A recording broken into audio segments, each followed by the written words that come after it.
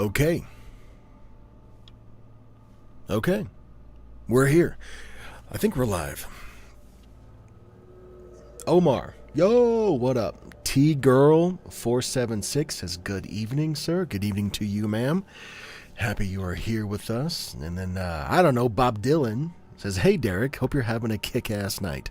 I am, man. I just came from an art showing that one of my buddies, who I've been friends with, gosh, for over 5 years, pretty dang close to more than 5 years.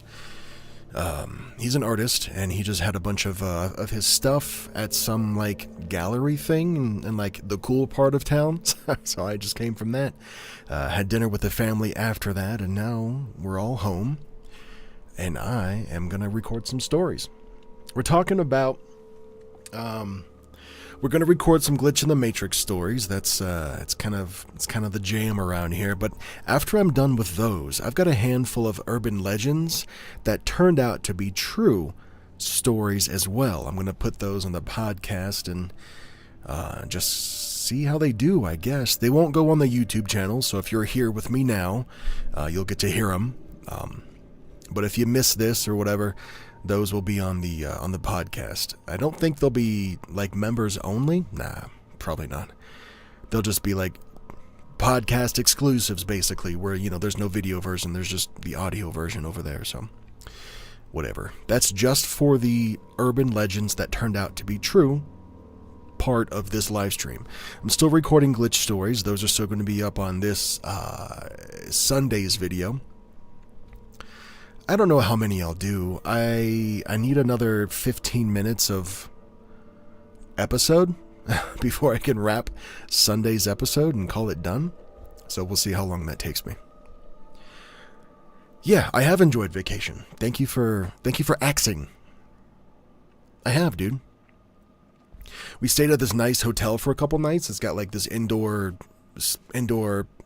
water park. It's super cool. Everything there is so freaking expensive. I did not enjoy that part of it. But yeah, I mean, you know, while trying to maintain some sort of anonymity on the internet, I don't want to tell you everything about this place, because it might be easy to triangulate. But I mean, it's dope, dude. The whole family loved it. We were there for a couple days. We did pretty much everything that the hotel had to offer. At least everything that the kids were old enough or tall enough for. They're still young, so. Going back to D-Land again. Disneyland? Heck yeah, dude. I feel like I've been going a lot lately, says Omar. Well, do you know what you got to do while you're there, buddy? Don't forget, man. I'll tell everybody the story here of that in just a second, and then we'll get to work on recording glitch stories.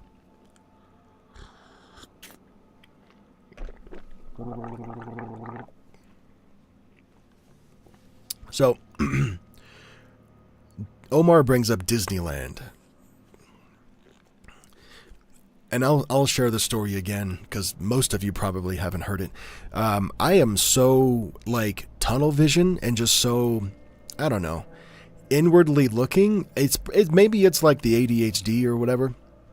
But if I go to a place like Disneyland, I know that I'm gonna forget everything about it. Like, that's just how my brain works. I know that maybe it's taking things for granted, or maybe it's just not living in the moment enough or whatever. So I've been to Disneyland once, and that was on my honeymoon. We were in Anaheim for a long weekend. We did Disneyland, we did Universal. I got to work out at the Gold's Gym in Venice Beach, which was awesome.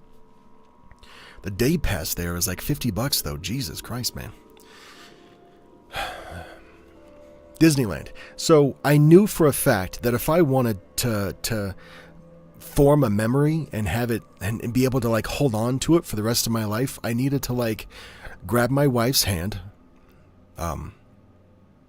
Yeah, she was my wife at the time. We had just gotten married a couple days before. This was the honeymoon, and just be like, babe, just chill for a sec. Let me just stand here in the middle of Disneyland and look around and like look at the teacup ride and just scan around and look at the street lights, like the lampposts that are up and down like the main parade route or whatever, and just soak it in, dude. I just stood there for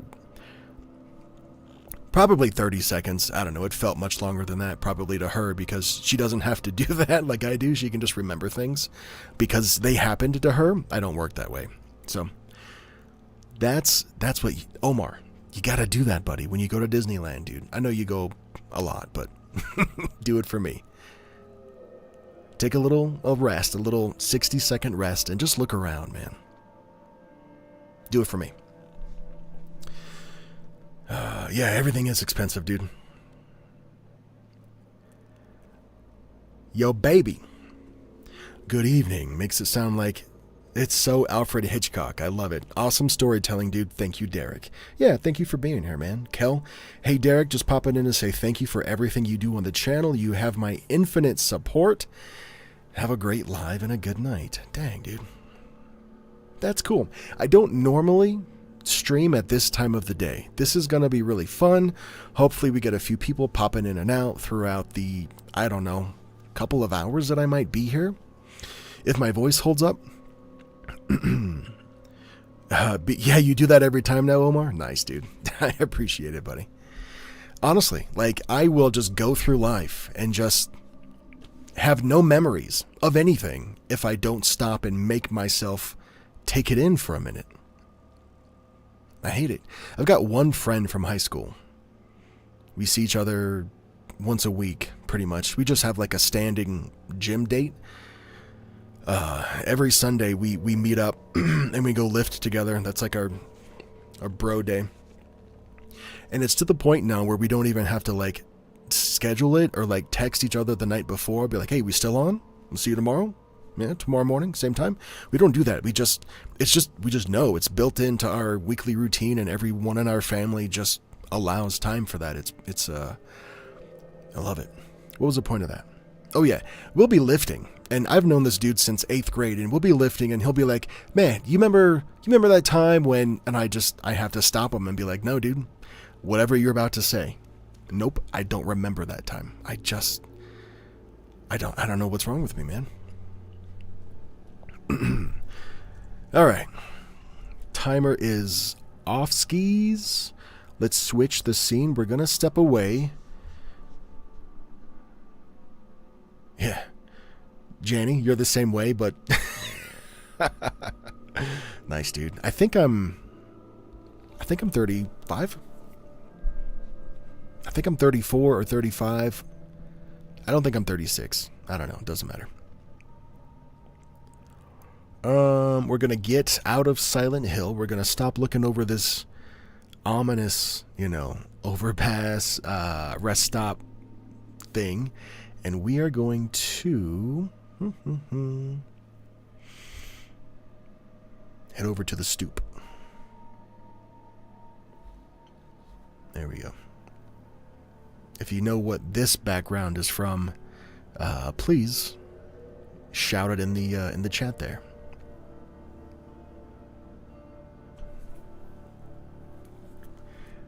All right.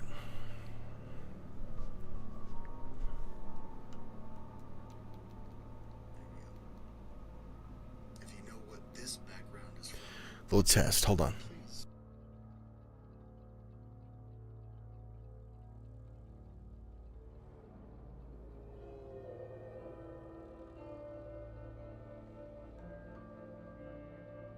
All right, cool.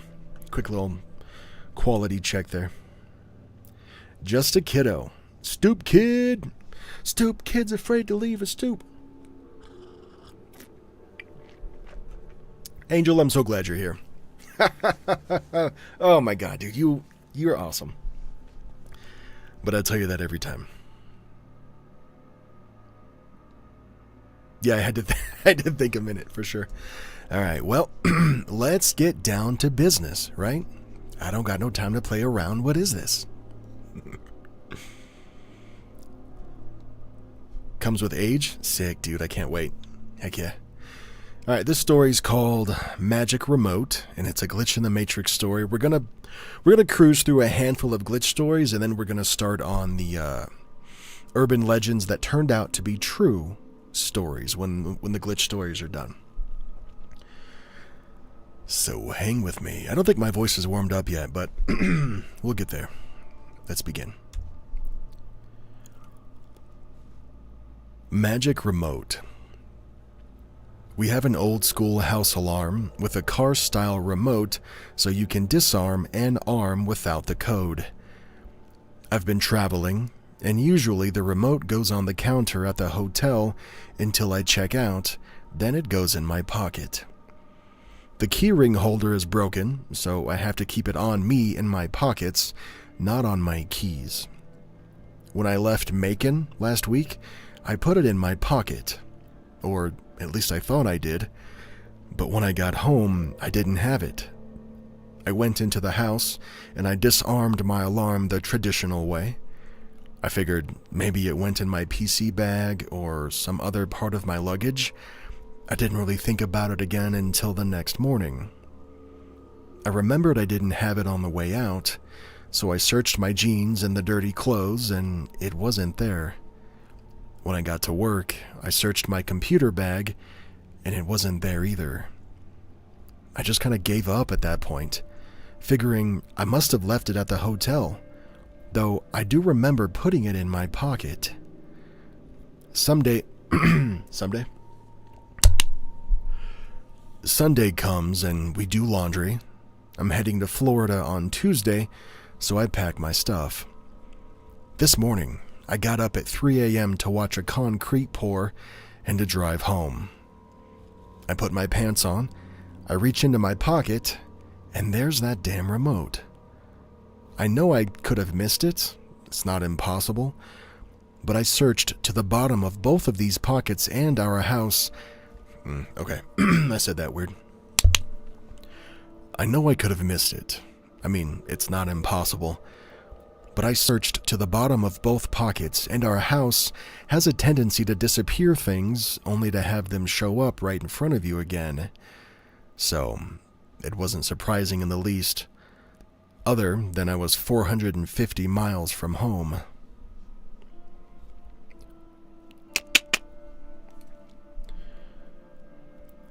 Somebody in the comments asks, Jesus. Somebody in the comments asks, has this ever happened to you before?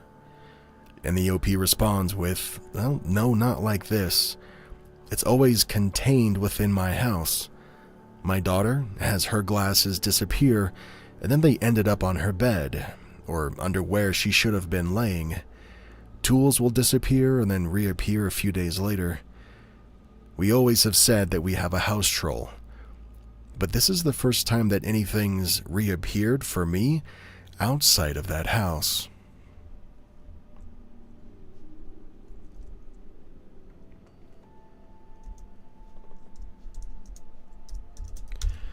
Do you guys want to read along with me?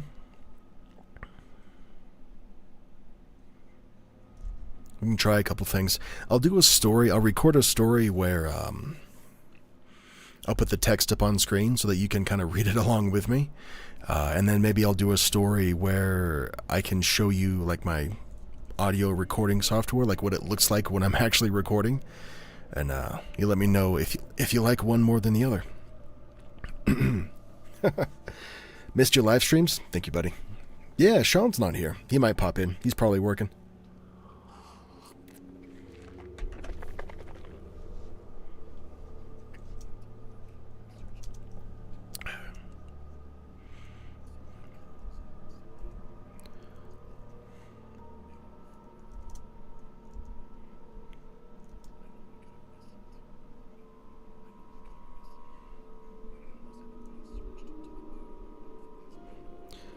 Yo, baby, you in? All right, cool.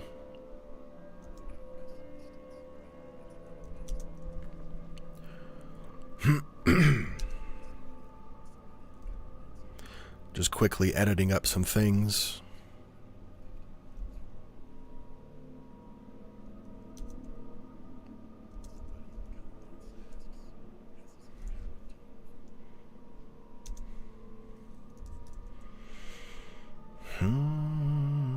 Almost ready to read the next story, you guys. Keep chilling with me.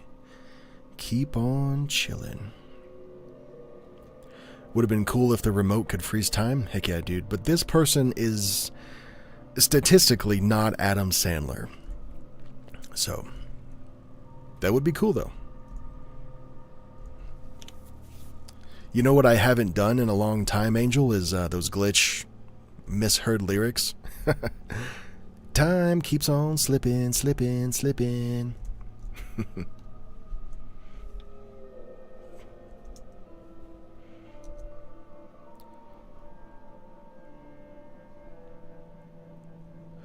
Alright, I got some privacy things on the screen, so let me get rid of those, and then I can share. Then I can share the text on screen so we can read it together. I love your voice. Thank you. Thank you. I got it from my mama. Chat. There's that. Is chat box even up? Do I need to put that on top?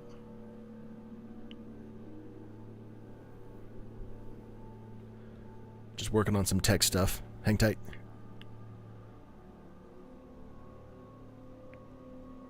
There's a chance that OP was Adam Sandler. It's not impossible, that's for sure. Okay. That's what I want. Boom. There we go. All right, everybody. So here's the text up on screen now.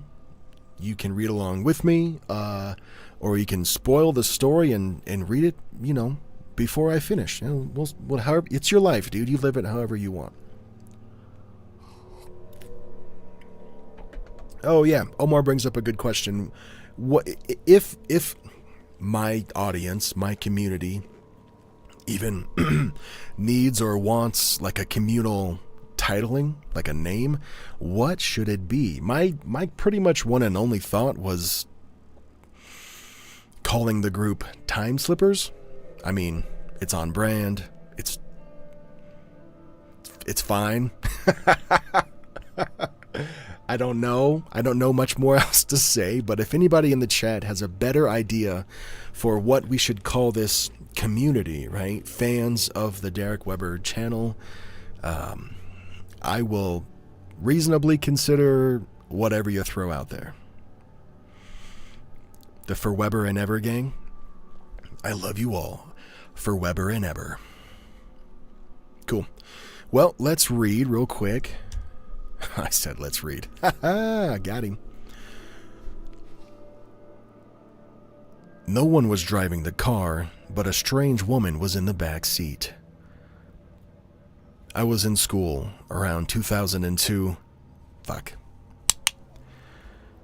I was in school around 2002 or so, riding home on the bus. I was on a low dose of Ritalin, which every kid was back then, and it would always start to wear off around the time I was going home or got home.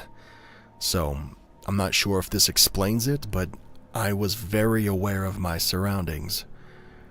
Anyway, I would sit and lean my head on the window, looking out as the cars passed, since we went down a busy boulevard before we got to my suburbs/neighborhood. Then, something wild happens that I still remember vividly 23 years later. I was seeing all these cars pass on the opposite side, with people just focusing on the road or an occasional person on their huge car phones while driving. Then, this mini SUV, like a CRV or a RAV4, passes, but no one's in the front seat driving. Then, in the back seat is this lady just completely facing me up against the window, like her entire torso and head, which I don't know, which I don't even know if it's possible to, what is it? Which I don't know how, okay, got it. If I just slowed down and I read the words, I bet they'd make sense. Let's try. Which I don't know how is possible in those tight back seats, but her face was a blur. I was so shocked, and I tried to tell somebody. What the fuck? Okay, got it. I was so shocked, and I tried to say that it was just the meds, but I wasn't tired or out of it. Then I thought maybe the driver was grabbing something from the ground, but there wasn't even a hand on the wheel, and we were sitting much higher up than this SUV, so I would have to seen a body bending over. Either way, it doesn't explain the eerie lady in the back seat. I remember she was very skinny, and she had messy, long black hair, as cliche as that sounds. I've never had any weird moments in my life since then, but I thought I should share here.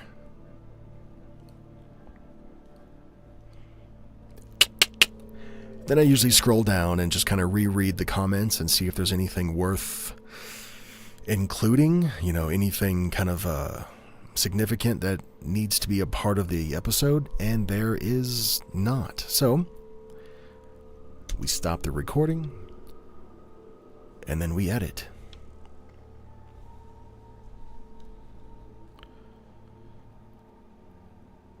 Webheads? Sons of glitches. You damn dirty sons of glitches. Not a group idea, but we were all down with the glitchness? Oh. Angel, get up. You are so down with the glitchness. Sons of glitches makes me laugh. That's good. Loving the read-along? Thanks, Bonnie.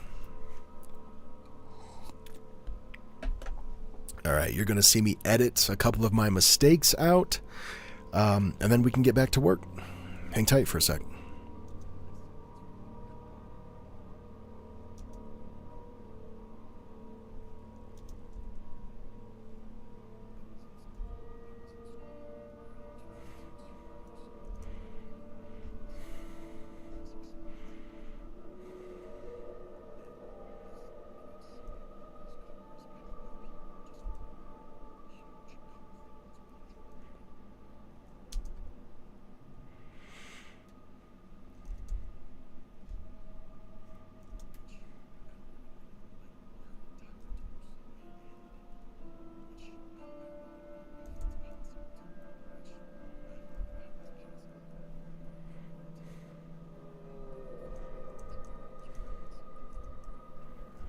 And if anybody's got any questions about the recording process or the editing process, I understand it's a bit awkward sitting here listening to the ambience while I just edit to myself, for a minute. So please, oh my God, help me fill the silence with something in the chat so that so we don't have to do that. I appreciate it. Down with the... Oh, Mary's here. Yes. What up, Mary? So happy you're here. Thank you.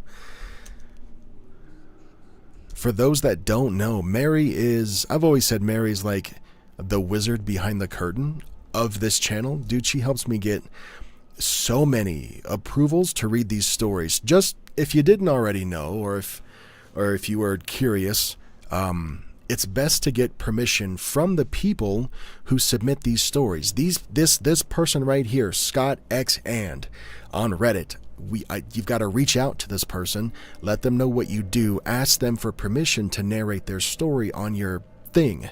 That's just the right thing to do.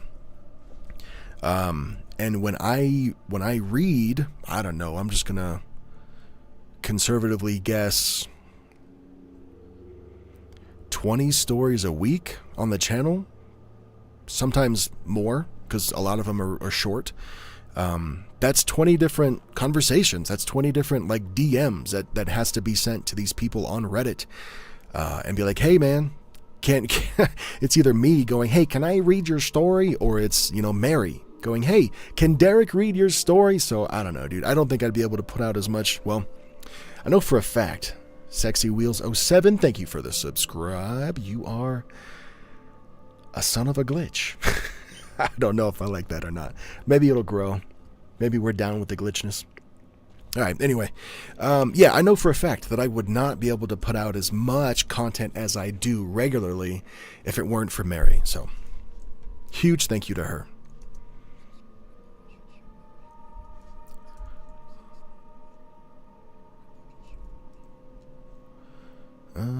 Okay.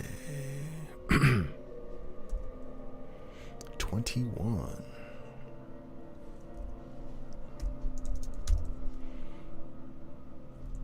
And then something else that I'm kind of doing with the music in this episode, you guys. Normally, I'll just get like a bunch of cool tracks and just basically make like blend them, kind of what's the word? Crossfade one into the other, and that'll just be 10 songs throughout the 45-minute episode. And then it kind of stays like that for a while until I'm ready for new songs. But on this one here, I'm putting a little bit more intentionality behind the music. So it's still like the same set of songs that I've been using for a while now, but every story gets its own song now. So it's not just like a random playlist of like vibes. I don't know. Maybe most people won't notice. I don't know, dude. But I just told you, so you'll notice. You'll know.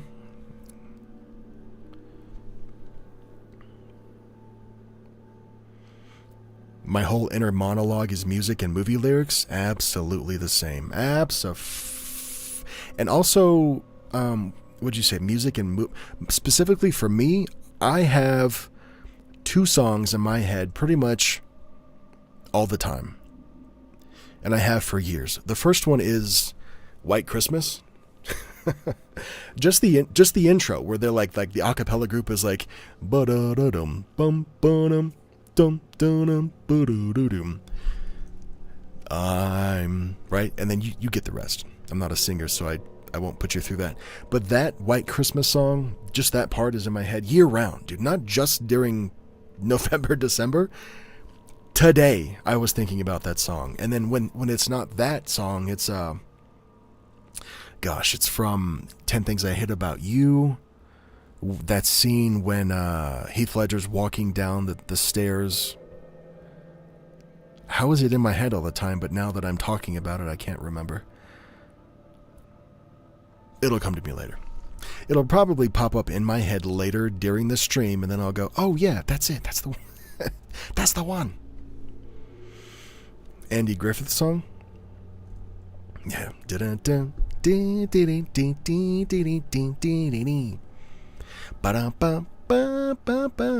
Cool. Let's all get copyright claimed. That's let's do it. All right. Again, any questions about the process?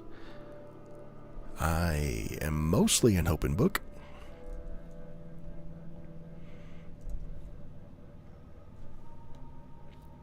Yes, that's the one. I love you, baby, and if it's quite all right. That's it, dude. That's it.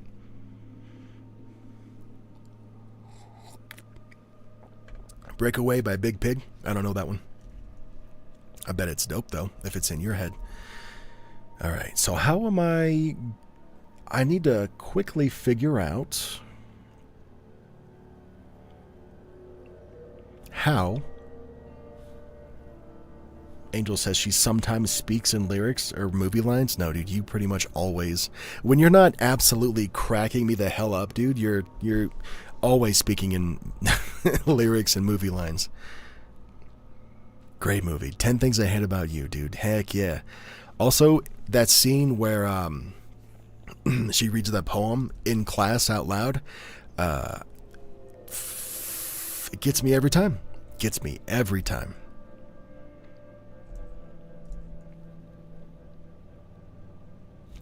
I read well, I won't talk about it. Okay, where are we at? So I don't know if I'll be able to have like my no, I'm not going to do that. Well, I'm just going to keep the text on screen while I record.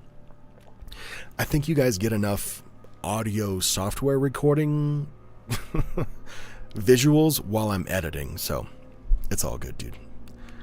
We won't worry about that.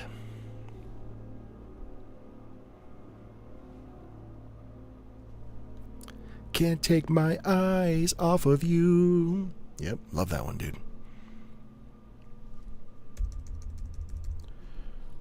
All right, we got another disappearing object phenomenon story. Let's do it. It's another short one. Duh.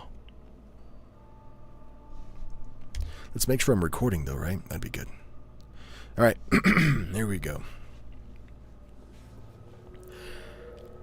Phone disappeared from hand and then reappeared at my classroom desk. This happened about a year ago in high school, and I didn't have any good friends yet who'd be close enough with me to pull a prank like this. In fact, most people thought I was kind of weird and didn't interact much with me. My class was called to the seniors' classroom for a chemistry experiment, and I had brought my phone to text my friend in case I got bored. I sent my friend a text, I closed my phone, and I looked away from it for a few minutes to watch the experiment. And when I looked back, my phone was gone. My hand was even positioned like it was still holding it, and I didn't feel anyone take it from me or anything. I seriously looked for it everywhere, and I made some students call it a few times, and I looked in my classroom where I didn't find it anywhere near my desk, nor did I ever hear the phone ring. I was even considering having to buy a new phone. That's how much I looked for it. About 15 minutes later, when it was time for class, I went back to our classroom, and I found the phone in my desk drawer, which, by the way, was empty the last time I checked, and I had 3 missed calls. What in the frosted flakes? The people who were there at the time were, and are still, very adamant that they weren't pulling a prank on me, and I believe them. Weird stuff.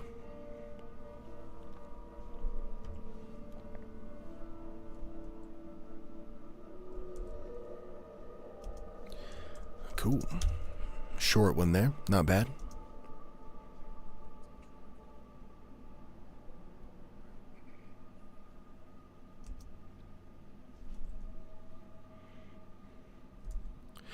"10 Things I Hate About You" is one of your favorite comfort movies? Yeah, me too. Nath says, "Love your channel. Thanks from Montreal, Canada." Oh, Canada. Oh, Canada. Nice. Hey, you have my word. I will never do that again, okay? Promise. Oh, I didn't mess up at all during that story. What? Am I getting good at this? You guys, am I getting good? Is this happening? This is cool.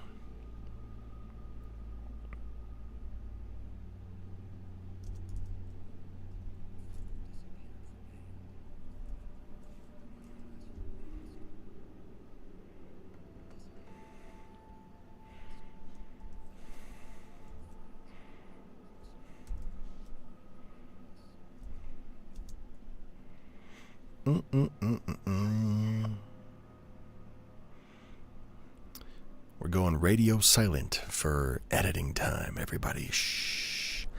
Everybody shh. Why do he and Joseph Gordon-Levitt, what's his name, look like brothers? They kind of do, man. Do you think it's because they're both handsome? Is that all it is? Maybe.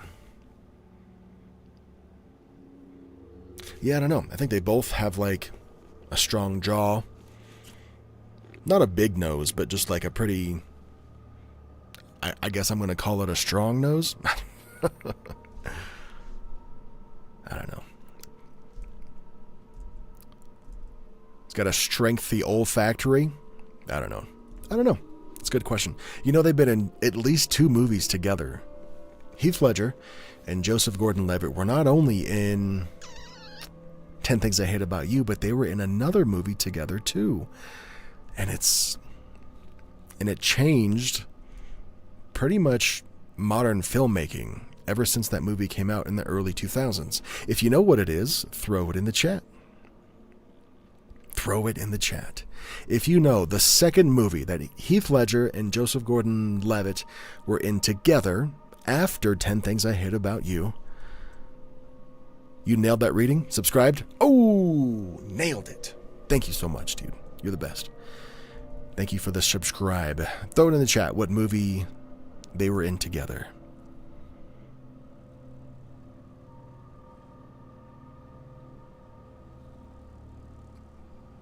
What? What in the Cinnamon Toast Crunch is going on here? Alright, turning this off just for a mini.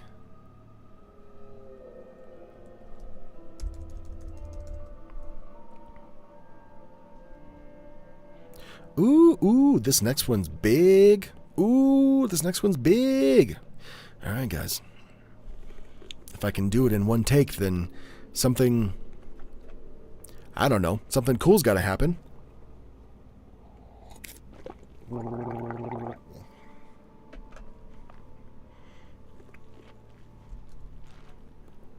Alright. Doll, turning back on.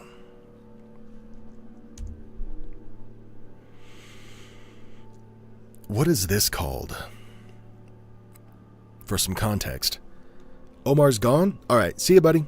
Thank you so much for chilling. Enjoy Disney when you go back soon? Couple days? I don't know. Good night, dude.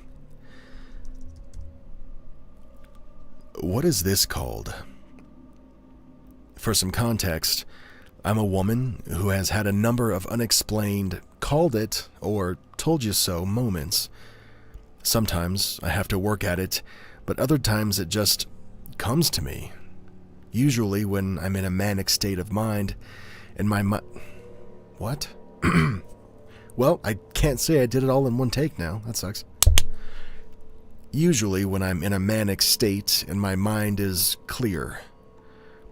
For an example, I was riding passenger in the brand new car that my friend Daniela had purchased just the night before. We were on our way back to the dealership so we could sign a few more papers.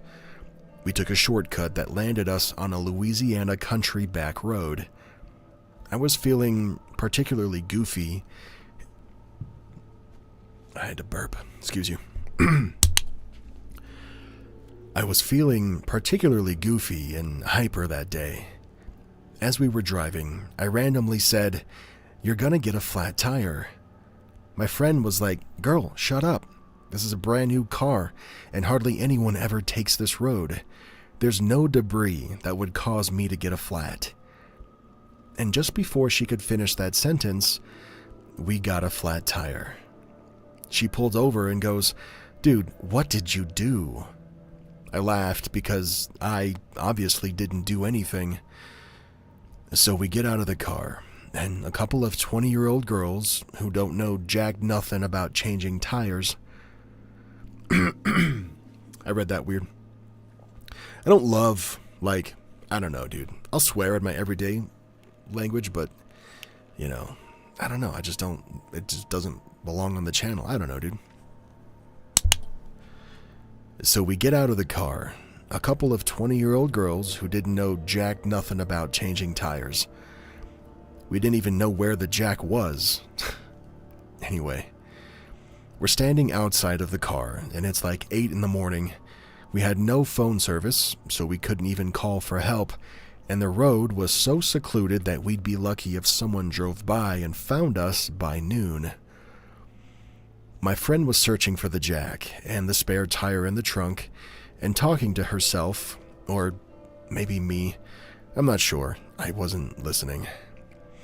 I was looking down the road, staring at the woods surrounding it. I had no thoughts, just this elated feeling. Once again, without realizing that I'd done it, I opened my mouth and I said, "Forrest and Danielle are going to drive down here and put the spare on." My friend told me to shut up. She'd had enough of my, quote, psychic abilities, as she would later call them. I sighed, and I walked to the trunk to help her look for the spare. It wasn't much later, probably less than 5 minutes, that we heard a car coming down the road. We saw it way down there, and as it came closer, we began to clearly see the make and model of the car, along with the car's driver and its passenger. I don't need to tell you that it was indeed Forrest and Danielle. They jumped out of the car, laughing hysterically and asking what the hell we were doing there. Daniela My friend started crying as she explained what had happened because she was scared of me, I think. Forrest and Danielle, who were self-proclaimed Wiccans or pagans or something like that, were blown away. It turns out that they were lost. They had made a wrong turn onto the road and had become lost. They'd been driving around the woods, trying to find their way out when they happened upon us. Forrest changed the tire and they followed behind us since we knew the way out. Daniela told me that from now on, whenever I knew something was going to happen, just to do her a favor and keep my mouth shut.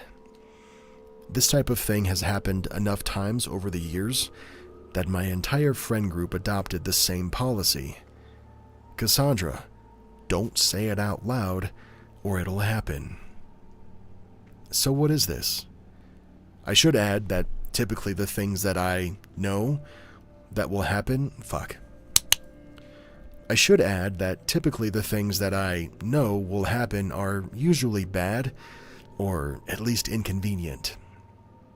Also, and this is hilarious, at least to me, my mother named me after the mythological... mythological? Okay, good. I'm surprised I got that word right. I stopped because I just assumed I got it wrong. My mother named me after the mythological Greek... prophetess. Prophetess? Dang it, I gotta look up how to pronounce this word, dude. Pronounce prophetess.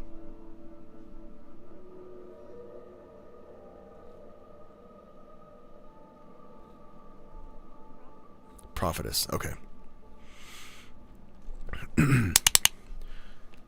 My mother named me after the mythological Greek prophetess. Okay, I'll get it. My mother named me after the mythological Greek prophetess, Cassandra of Troy.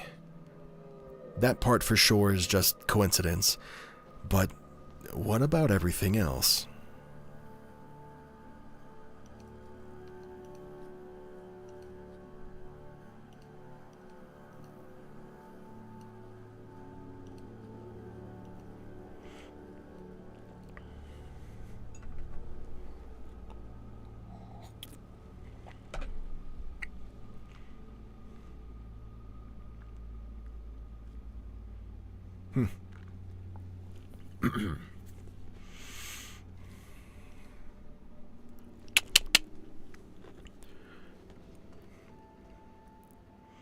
There is some conversation happening in the comments about precognition and premonition, and somebody asks if... what do they ask? Okay, here we go. 2 times in a row. Wow. You mentioned that you had a feeling of elation while on this drive. What was that all about? Were you just feeling happy and free in the moment? OP responds with, yes.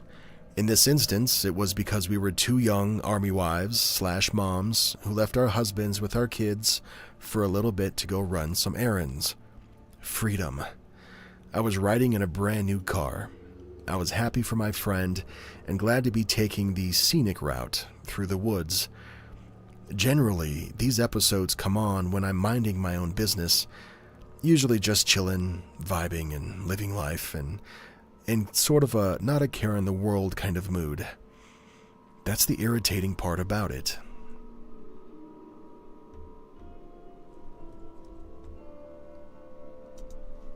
Cool. Is that going to be the last?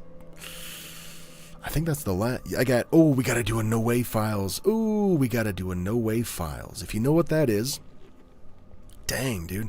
If you know what a no way file is, I don't know, type 1 in the chat. That'll be cool.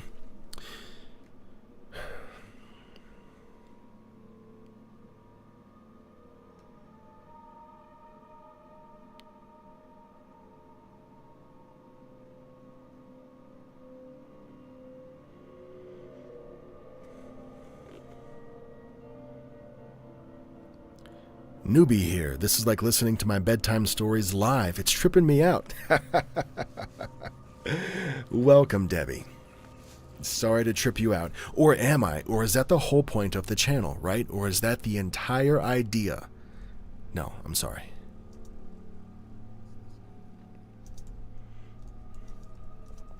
Yep, so I figure, I don't often get a chance to live stream this time of the day. Normally it's at 4 a.m. my time, which the only people that can, that even know that I'm on are people in the UK. So, heck yeah, we got a couple of ones in the chat. We know what the No Way files are. So yeah, it's cool to be able to stream at a somewhat much more reasonable time of day.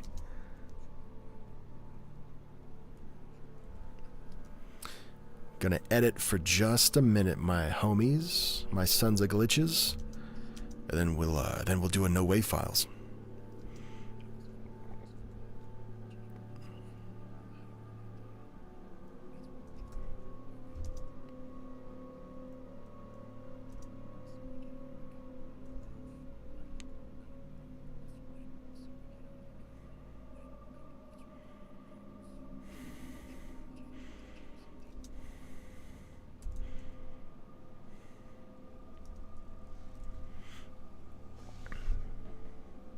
I'm really tripping out. Is it because I called you out by name? Is that why? Angel says, I saw the Dead Air merch that Jem did. Pretty cool stuff. That is awesome. I saw that this morning for the first time, dude. He showed us like an hour before he put it up. That was awesome. For those that are a little bit uninitiated, hold on.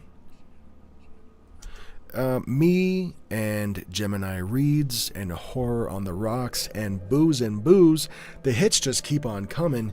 We have a bit of a podcast live stream situation. We try to do it like once a month. We have these fantasies where we do it twice a month, but I don't know. Half of us don't always cancel. I don't know what else to say. So kind of just makes it, not a dead air thing if at least the 3 or 4 of us aren't there. Anyway, it's called the Dead Air Podcast, and it kind of feels like Distractable, with Markiplier and his homies. But it's us. We talk about scary things, nostalgic things.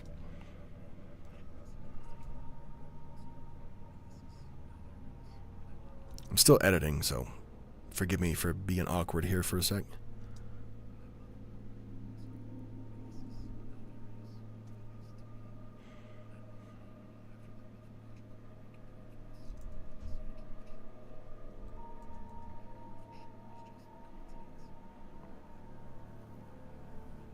What about everything else? Love this channel. I listen to the stories when I get ready for bed. Thank you. I'm here deep in the creepy woods of southern Maine. What? Yeah, there's woods in Maine. Yeah, for sure. I don't know. When my brain reads Maine, I just think of the fuck do I think of? Hocus Pocus? And then I quickly realize, oh yeah, lots of woods in that movie too. So I don't know. That's how it makes sense to me. Cool. I'm glad you're from Maine, dude. It's 1 a.m. over there. Are you sleepy? Are you tired?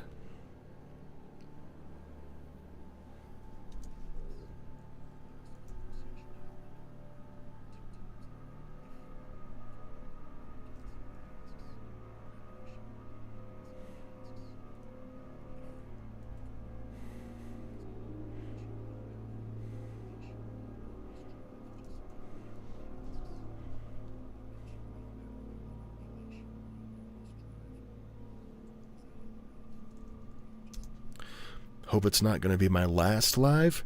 Nah, not ever. Not ever. Not for Weber and Eber. No. I did ask my channel members, which, by the way, they have access to channel member only community posts on YouTube. This is where I kind of just get to chat not as close to one-on-one as I possibly can with the people who choose to support me in that way by spending $1 a month to get a couple of perks. Anyway, I hit up those homies and I asked them, like, what more do you want from me, from the channel? You know what I mean? I want to make sure that these people who are choosing, again, to support me and the channel in this way, I want to make sure that they feel heard and valued. So I asked them, what the hell do you want, right? And Omar, one of the things that Omar said was more live streams. So I'm officially adding that to my to-do list. One a month is pretty easy to commit to. More than that, if I'm able to swing it, I don't know why I wouldn't be able to, but whatever. So there, it's on the agenda to do more live streams. I don't know when they'll be. Like what time of day is what I mean.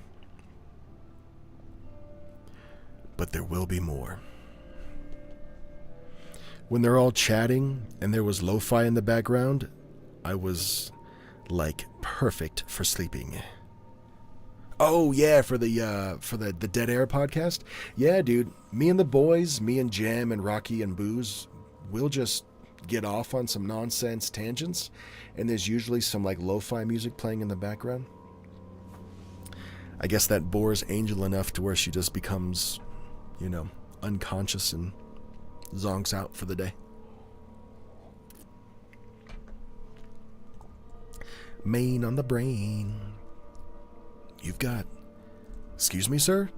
You've got main brain. Dude, one of my favorite memes. One of my favorite memes was making fun of, like, people in the, 1800s, where a and maybe I can pull it up or not, I don't know. Fuck it, maybe I can. Let me try real quick.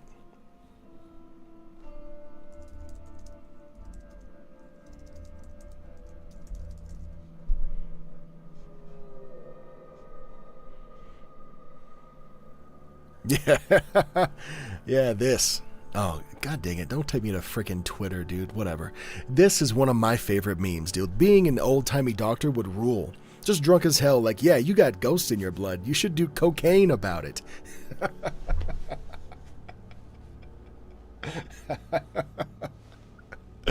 You got ghosts in your blood. I hate that it took me to Twitter, but fuck it. Oh, nice. You guys get to see that I was watching the Tommy In It podcast earlier with Matt Pat. All right, cool. Where were we? Okay, let's go back to the stoop. I love the rain playing in the background with the stories. It's perfect. Guys, Maggie says it's perfect. For just $1 a month, you too can chat with the Derek Weber. But wait, there's more.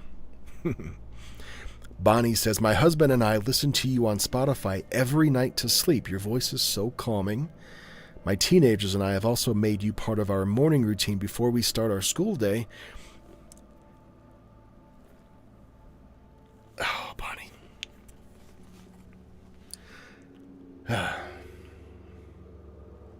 Thank you.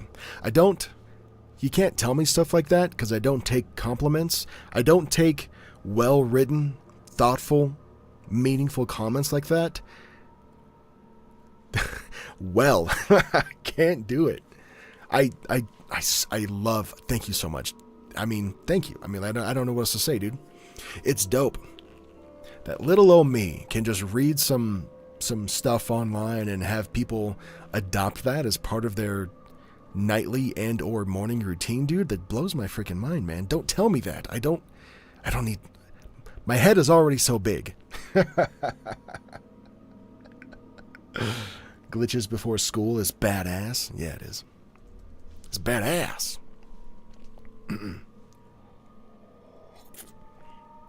All right, Bonnie. Well, please tell the husband and the kids, Derek says hi. Give him my best. Hello. Let's do a No Wave Files. Check it out. Oh, wait, not yet. I gotta put music in on that last story. Hold on. Pause, freaking pause. Hold on. Thank you, Bonnie, for real. I'm still hung up on that confession there. Thank you. Take what you deserve, boy. I know, dude. I'm working on it.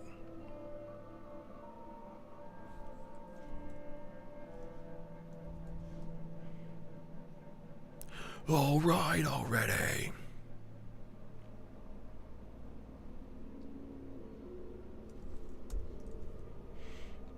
Here we go. Okay.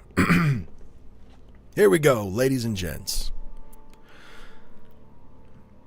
In the heart of Vermont's Green Mountains lie a stretch of wilderness where, between 1945 and 1950, 5 individuals vanished without a trace.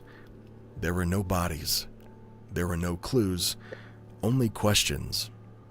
Locals speak of cursed lands, or mysterious creatures, or even portals to other dimensions. You and I are going to add...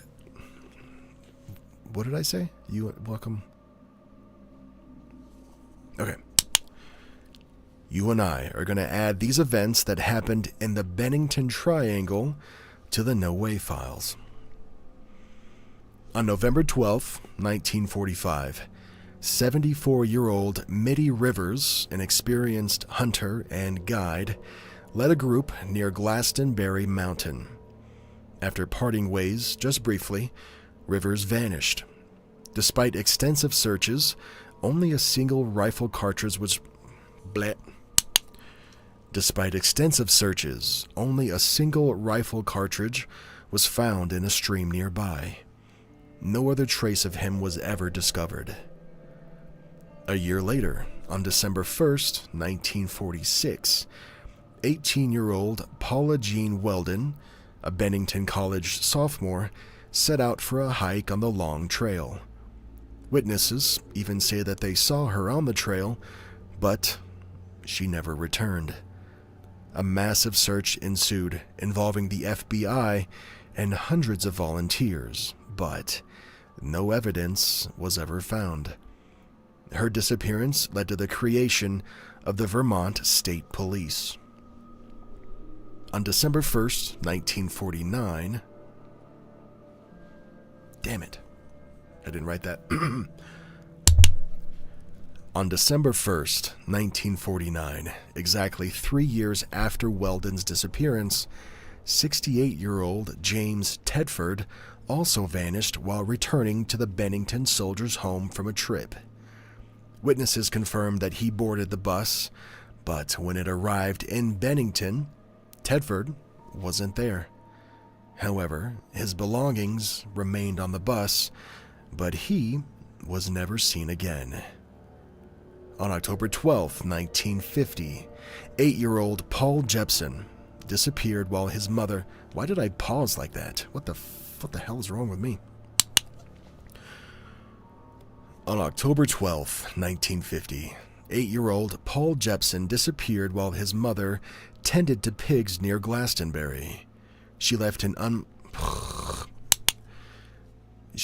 unattended for about an hour, and upon returning, Paul was gone.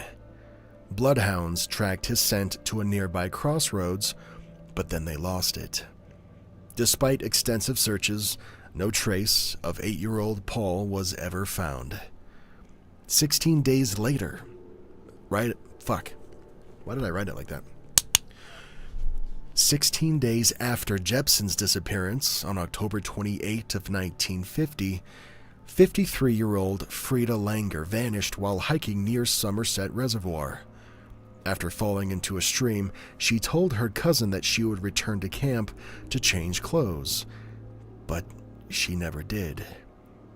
Despite 5 searches involving hundreds of volunteers, no trace of her was found until May 12, 1951, when her decomposed body was discovered in an area that had been previously searched.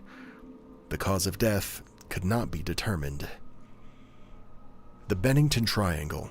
It's a term coined by author Joseph A. Citro. It encompasses the area around Glastonbury Mountain. The region is steeped in folklore including tales of something called a Bennington monster. It's a Bigfoot-like creature in Native American legends of cursed lands.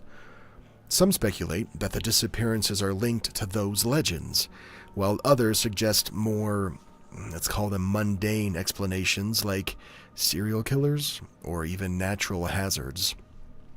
Despite numerous investigations and theories, these disappearances remain unsolved. The Bennington Triangle continues to captivate the imagination, serving as a chilling reminder of the unknown lurking in the wilderness. That No Way Files was a little bit more, well, a lot more, missing 411 than the other ones have been previously. So if you were one of the few folks that typed a 1 in the chat earlier because you know what a no way file is, and you've gotten a little bit familiar with kind of what they are, right, and what to expect, did you like this one? Does it still fit the vibe? And similar question to people that don't know what the no way files are. Say you've never heard of me before, you just popped into the stream on accident because your thumb hit like the screen at the wrong time or something, and you're still here. Imagine that. Was that story cool? Was that? It's a collection of disappearances in like this weird part of, not Appalachia, but pretty dang close. I don't know. Let me know what you think. Nath says short, but good. Okay, fair enough.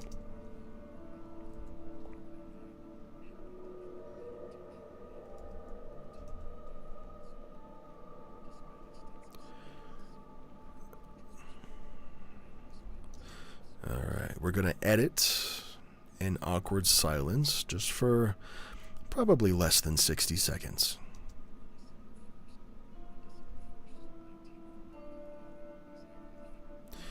I invite everybody in the chat to talk about 10 things I hate about you.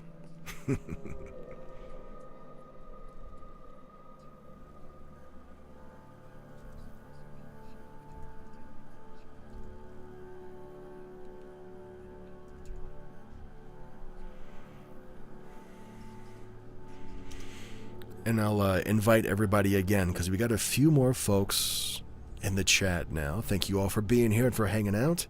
I just finished reading a handful of Glitch in the Matrix stories. Up next, after I do a little bit of audio editing here just for the next minute or less, we're going to be talking about urban legends that actually came true. That's next. Hang with me. Cool. Lots of folks liking that edition of the No Way Files. Glad to hear it. Question 2 for you guys. Oh yeah, what I was gonna say. Since there's a lot more folks in the shiggity chat right now, if you've got any questions about what I'm doing, how I'm doing it, why I'm doing it, the creation process, whatever, dude. I would like for you to ask if you're even remotely interested. I've heard about the triangle and the guy disappearing off the bus is the craziest one. Yeah, dude, he didn't even make it to the woods, man. He was just, and his stuff was still found on the bus, dude. I don't know.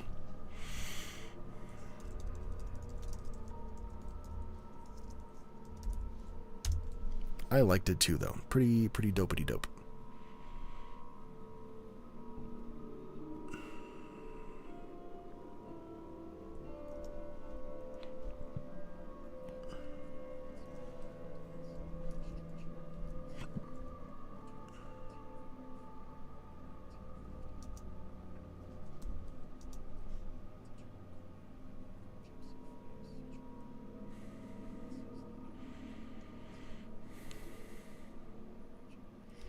Still just cleaning up some editing things here. Was the other movie The Dark Knight? Yep. Yes, it was. Heath Ledger was obviously the Joker. A lot of people's favorite Joker, rightfully so. And then Joseph Gordon-Levitt played that detective or that police officer whose name was Robin. That, that little Easter egg, that little thread never ever went anywhere, of course. It's cool, though.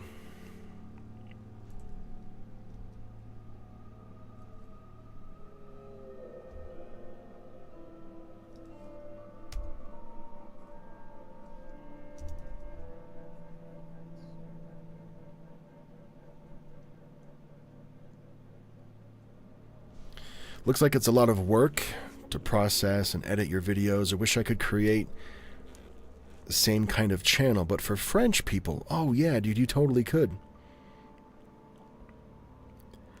I heard he sold his own liver on the black market for a set of new speakers. Yeah, buddy. Nath, yeah, no, there's nothing that says you can't, dude. Like, microphones cost $50 or less. A lot of them you can just plug into your laptop, right? Or like your PC. And then you can use editing software like Audacity. That's free. Download that, that shit and just record. But make sure you get permission from the people who, like, posted those stories. Yeah, like, probably 90, I'll round up, 90% of the stories on this channel come from Reddit, come from me, or, more often than not, Mary, like I mentioned earlier, DMing these people saying, hey, man, Derek wants to read your thing, yes or no? Usually it's a yes, right? You got to have those conversations. You can't just pull up reddit.com and just start fucking reading, you know what I mean? Like, you need consent, permission. Yeah, I also wish that they did like a Nightwing thing.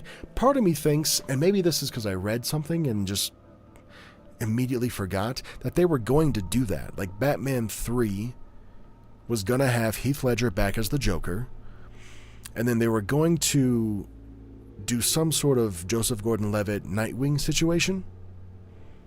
But, that didn't happen. Instead, we got Tom Hardy's Bane.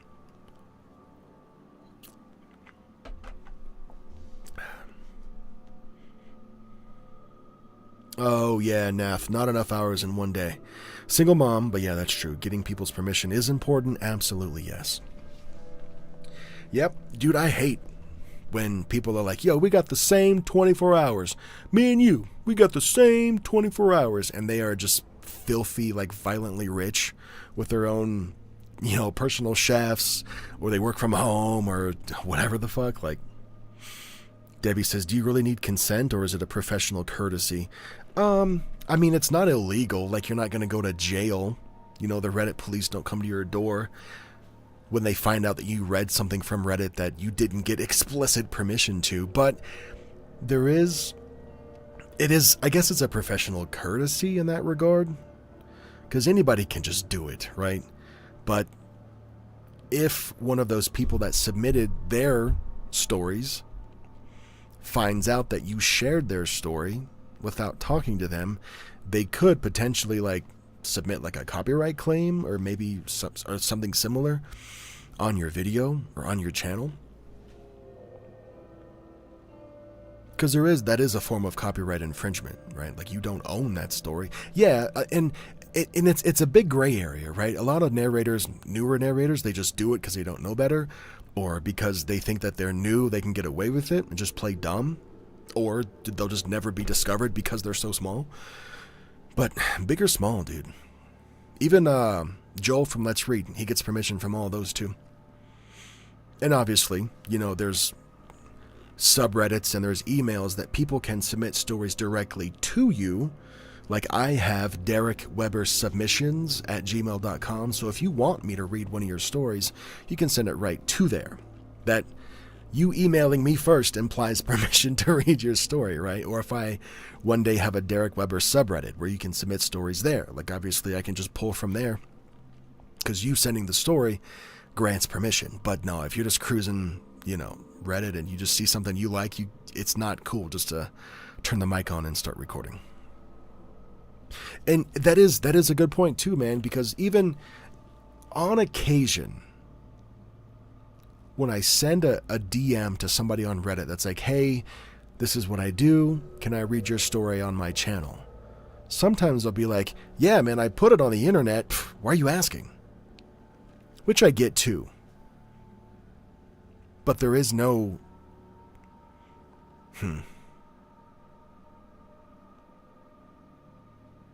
It's just good. Plus, dude, there's like watchdog teams where and I don't know how they do it, but they find I'm not scared of these fuckers. Got no reason to be. But if they find that narrators specifically are reading like scary stories without permission from the original like authors, I don't know what they do, man. They fucking blacklist you, or like they just start dislike bombing. I don't know what they do. Again, don't give a shit about those guys. Have nothing to be scared of when it comes to them, because mostly because fuck them, right? But also I get permission to read everything, so whatever.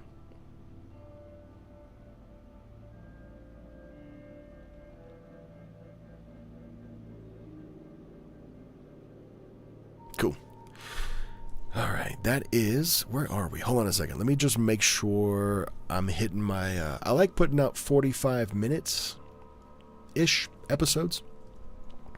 And this one's coming up on 44 and some change, so that'll be good. That's okay. I am okay with that. It's not funny.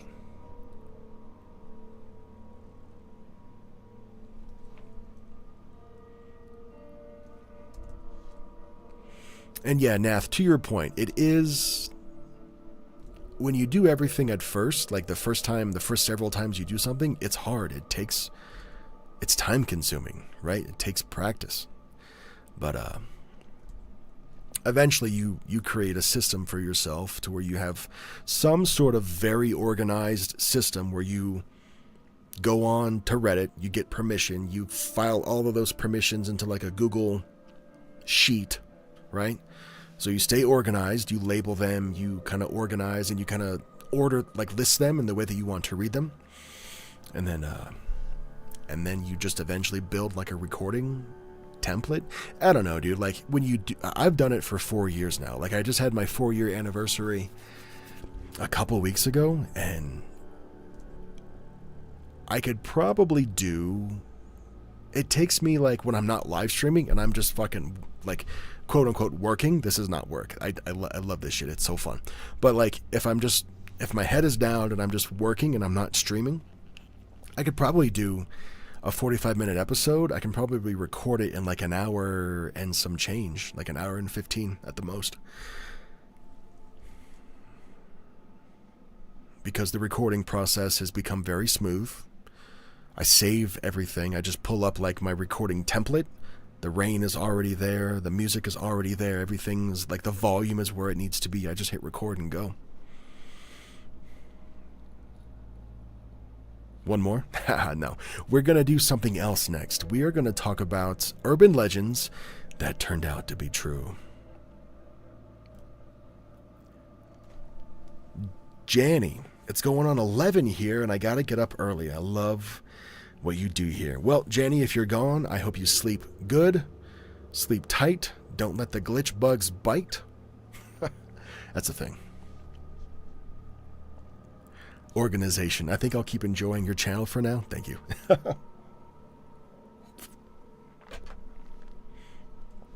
Okay.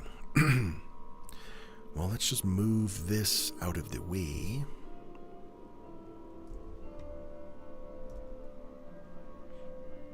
And let me go find this Urban Legends That Turned Out to Be True script. So I work with a writer. His name is David. And he found me a couple of years ago. And on and off, he'll send me scripts. Sorry, multitasking real quick. He'll send me scripts that are kind of, they're not Glitch in the Matrix stories. I can find those. Like I know where they live. But these kind of weird one-off podcast exclusive episodes, he'll send me those. And those are so cool, man. Megatruth says, I love your channel. Thank you. Angel, it's 1:30 where you are. Jeez, yeah, good night, dude. Always so cool to see you. Thank you for hanging out, man. I just appreciate the crap out of you. Thank you.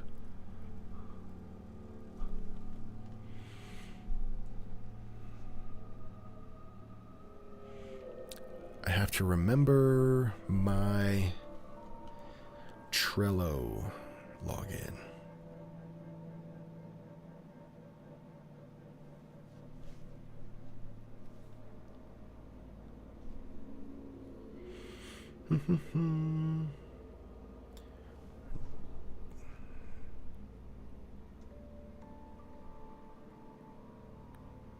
Okay, I need another one. What the Derek Weber. Cool.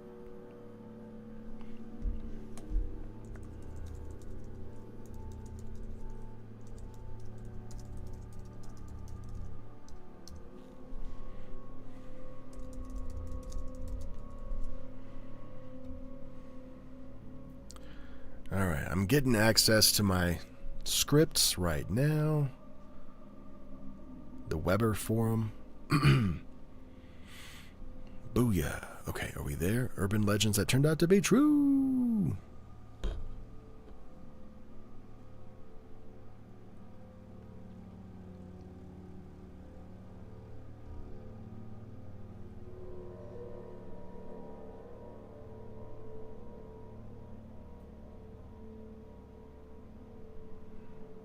Oh, damn it, dude. What the All right, hold on.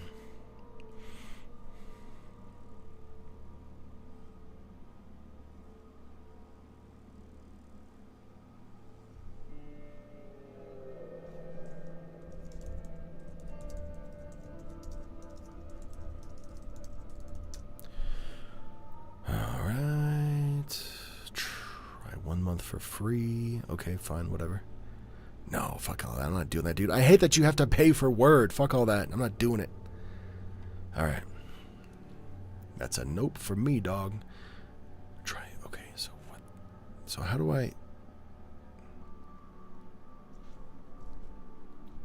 Oh. Okay, fine. Cool, here we go. Got it. So this one's just called Ray.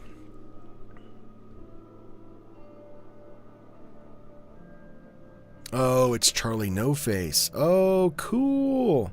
I have not read this script yet. I'm cold reading. There's 1, 2, 3, 4, 5, 6, 7, 8 pages, 9, 10, 11, fucking 12 pages, 13. All right, guys. Wish me luck on this one. Lady! Hey, lady. Is it? No, I was just awkwardly quiet for a minute. It's not over. Grats on 4 years. Thank you. Mon says, I'm in shock. I caught the live. I go to sleep to this channel every night. Thank you so much, dude. I told you, stop telling me all these nice things, man. I can't take it. All right, guys. Well, first urban legend that turned out to be true is a bit of an oldie, but a goodie. It's Charlie No Face. And also, just for Mon's sake here, the part of the stream where I read Glitch in the Matrix stories has come to an end. I have this Sunday's episode done. It's in the can. And now, we're going to do a bit of a podcast exclusive episode, which means you're here now, you get to hear it in real time, we all get to hang out together. But this particular part of the stream that I'm recording now will only be available on the podcast. So, whatever. I changed the name of the podcast. I don't want to talk about it. I'm just going through an identity crisis right now. Okay.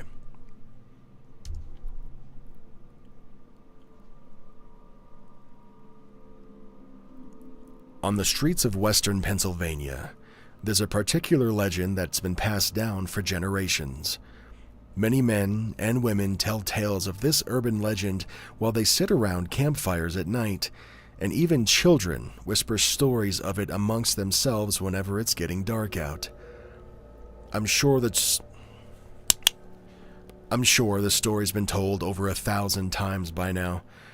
But for those who don't know, this infamous urban legend tells the tale of a very peculiar man. The man goes by many names, but he's widely known as the Green Man. It often depends on who's telling the story, as some people refer to him as Charlie No-Face, while others may call him the Glowing Man. However, regardless of the many names that he's known by, the legend of the Green Man mostly remains the same. It tells the tale of a glowing green man who roams the streets of western Pennsylvania.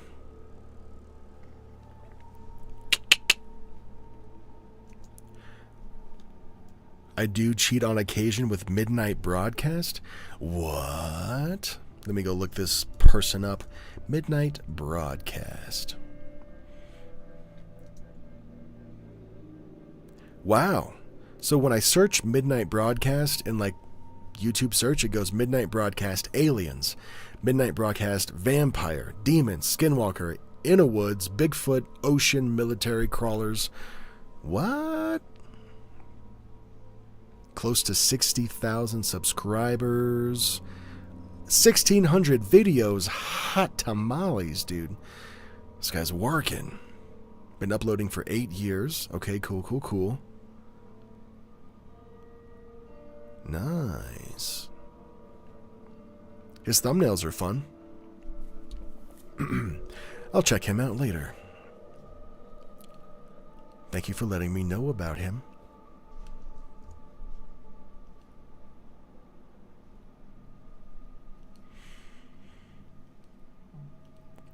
It's believed that there's a deep and endless black hole where his face is supposed to be. The man has no eyes, no nose, which is what led to the locals to often describe the Green Man as Charlie No-Face. This faceless man is also said to be missing an arm, and those who've claimed to have seen him often say that both his skin and clothes glow eerily green in the dark. He also keeps one foot on the gravel and the other on the pavement while walking. And many believe that he does this because he's neither a man nor a ghost, but stuck between two worlds, cursed to walk for an eternity. There have been several reported sightings of the faceless Green Man on the roads of Coppell, Newcastle. What the fuck? There have been several reported sightings of the faceless Green Man on the roads of Coppell, Newcastle, Youngstown, New Galilee, and some people have even sworn to see him on the streets of Elwood City. No matter how much time passes, these supposed sightings don't seem to show any signs of stopping, as there's always a new story of someone who saw him in their rearview mirror while taking a late-night drive on Route 351. With all that being said, I'm not here to tell you another story of the infamous Green Man, because, as I mentioned earlier, I'm sure that you've heard the legend several times by now. The events I'm here to tell you... Lady, are you still in the chat? I want to show some love if you are. Lady Spook, if you're out there, let me know. The events I'm here to tell you about happened many years before the existence of the Green Man and Charlie No-Face. I came across this story in a very peculiar journal entry written by a man named Scott. The journal was one of the oldest I'd ever seen, dated all the way back to the 1920s. It was given to me by Scott's granddaughter, Abigail, a few years after his passing. She told me to read the words that her grandfather had written on the 13th of October, 1926, when he was just 15 years old. Abigail said that she'd been meaning to share the bizarre story that her...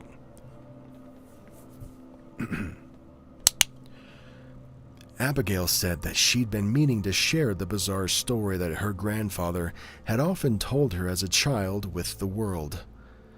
It was a tale that Scott recounted many times throughout his life, and she hoped that sharing it would not only preserve the events of that night, but also honor the memory of the unique boy that her grandfather had described in his writings.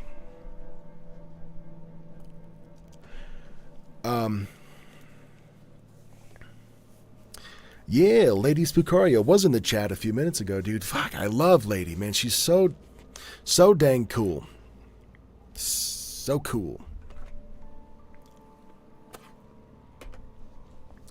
I gotta refill my water. So we're gonna take a little break. It'll probably be less than 2 minutes long. I'm gonna refill my water, but I want to ask a question before I peace, just for a quick minute. Something that I've always why am I stuttering, dude? I love horror. I love scary movies, scary TV shows. Like, one of my favorite movies of all time is Cabin in the Woods. I've watched all of Supernatural in its entirety, and I want to go back and rewatch again, right? You get it. You're probably the same. Buffy, Supernatural, even fucking Jeepers Creepers back in 2001. Like, I love these things. And I also appreciate, this is going somewhere, I promise. I also appreciate true crime content if it's done right? If it's done like ethically and shit.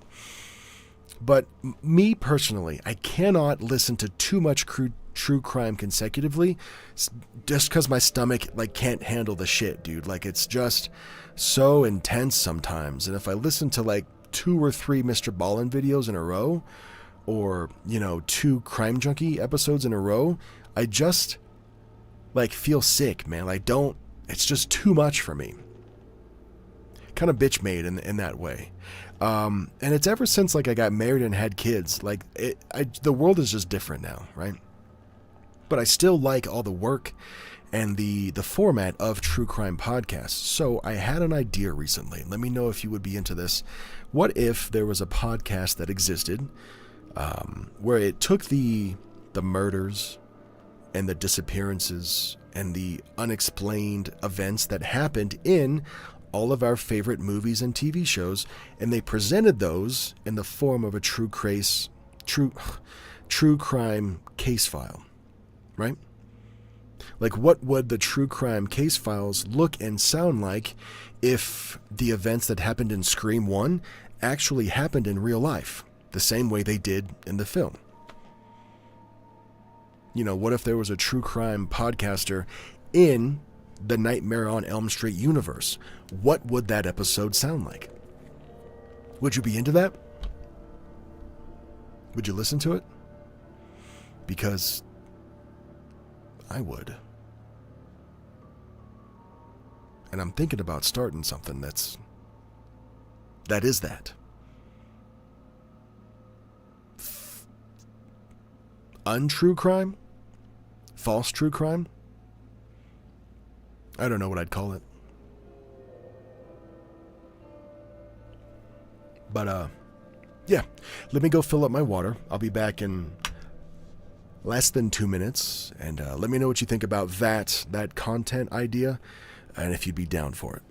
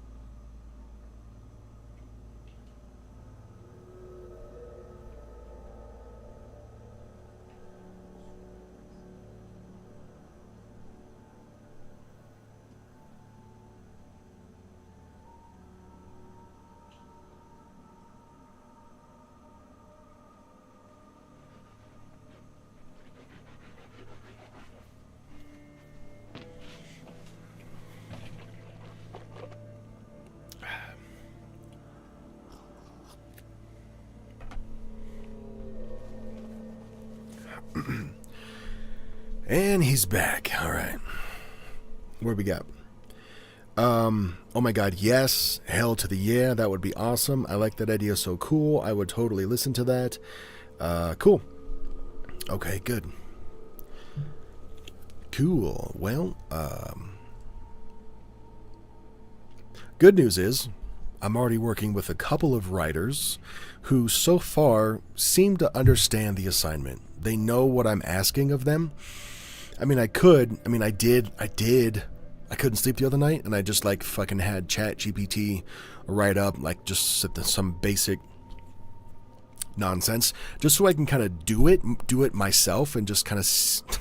I know that doesn't count as doing it myself, but I had like AI like write up, a bogus ass short version, just so I can record it, get it out of me, listen to what it sounds like, put some music in there, and just kind of live in it for a few minutes.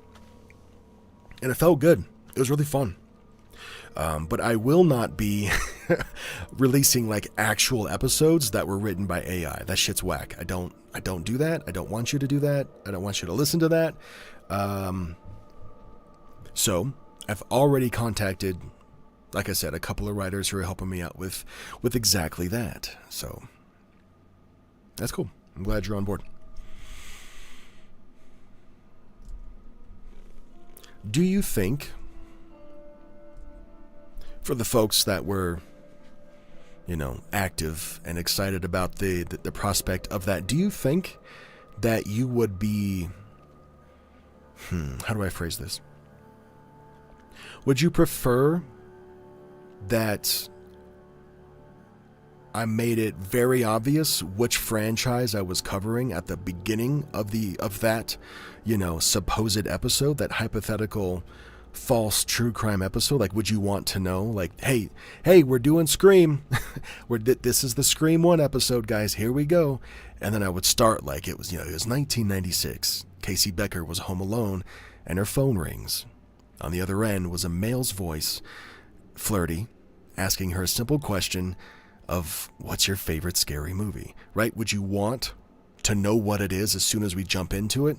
Or would you want me to keep the details, or at least the names and locations, vague, and then give you time to guess what the franchise I'm pulling from is? I don't know. I feel like I'm leaning one way over the other, but I want your opinions.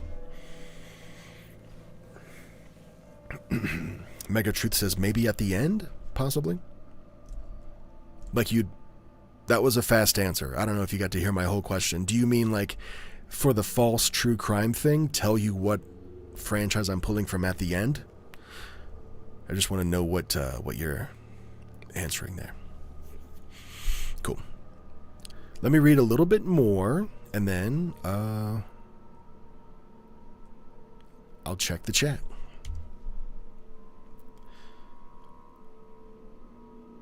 Abigail's father already fucked up.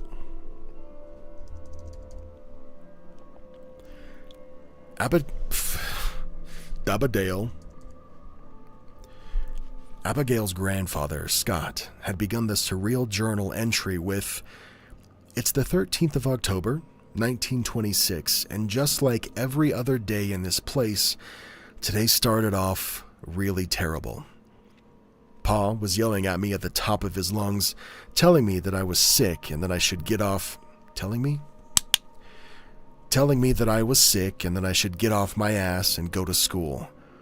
Ma tried to calm him down, but there was nothing she could do when he got like this, and he usually directed most of his anger towards her whenever she tried to defend me.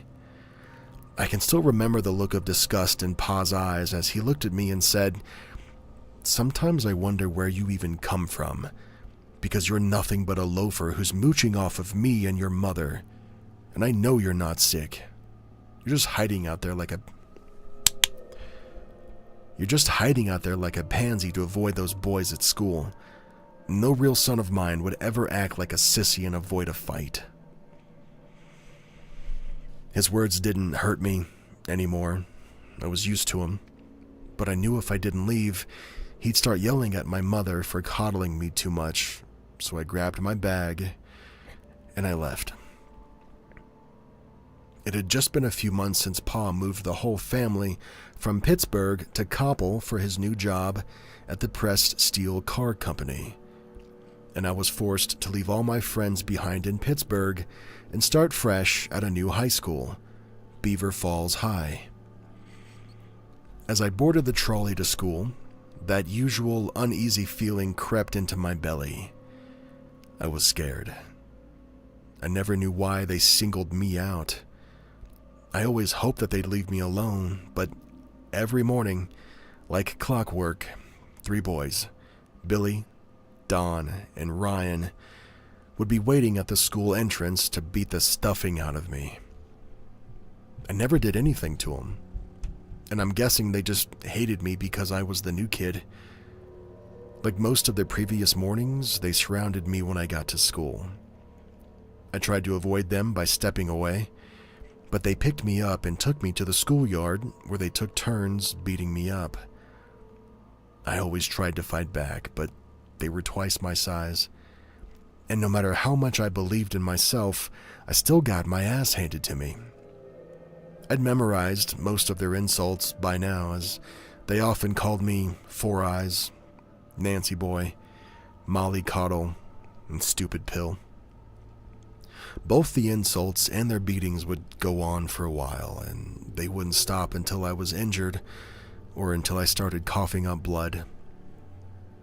They would leave me there to pick myself up, and I would spend most of my classes covered in bruises, but, nobody really cared. Not even my teachers or the principal. As I made my way back home that day, I couldn't help but think how things were much easier in Pittsburgh. My father didn't yell as much when we were there. My mom smiled more often, and I had friends at school. When I got home, my mother was worried after she saw all of the bruises, but my father just started yelling at me again. He said I should fight back and win, or I wasn't his son. I ran out of the house that night at 9 p.m. I didn't really know where I was going, but all I knew was that I had to get out of there. I kept running, and I didn't stop until I reached...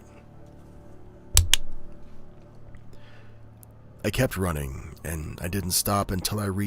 351. I eventually found myself at the stretch near the old bridge, catching my breath. A lot of thoughts ran through my mind that night. I started thinking about how I could never go back home, and how I could probably find work at one of the nearby steel plants to support myself. I knew my absence would break my mother's heart, but, I just couldn't stand being in that house anymore. And it wasn't just the house. It was the entire small town of Koppel and even the wider Beaver County. I hated it there, and I wanted to go back home. I wanted to scream into the night, but I stopped when I heard a familiar voice say, "Is that Four Eyes?"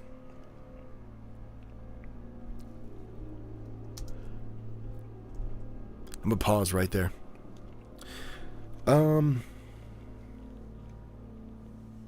T-Girl says, keep it vague. I love a good mystery.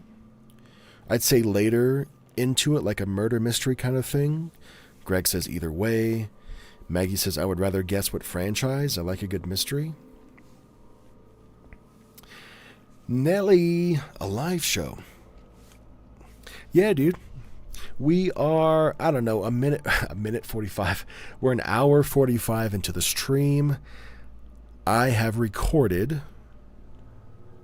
1, 2, 3, 4 Glitch in the Matrix stories, a No Way Files segment, and the last thing on my to-do list here is 1, 2, 3, 4, 5, 6, 7, 8.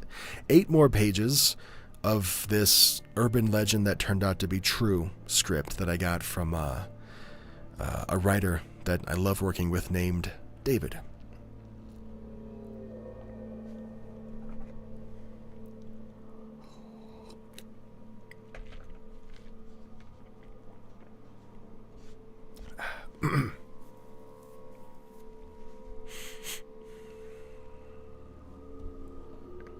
Cool.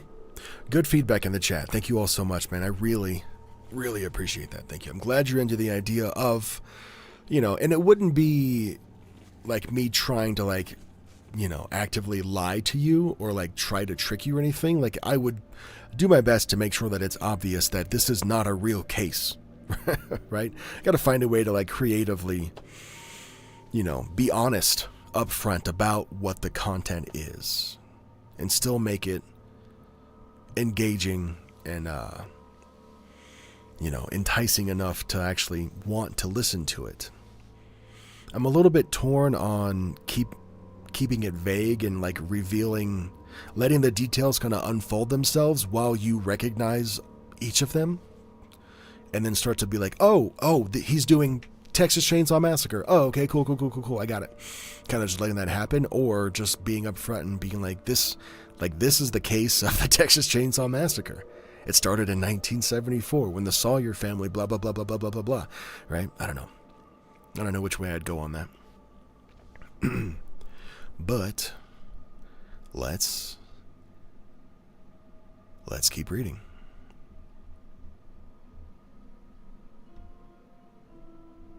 I lost my spot.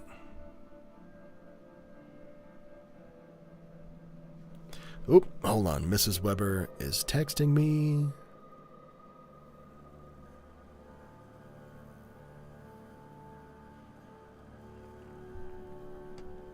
All right. Make sure she's okay, and then I'll keep going.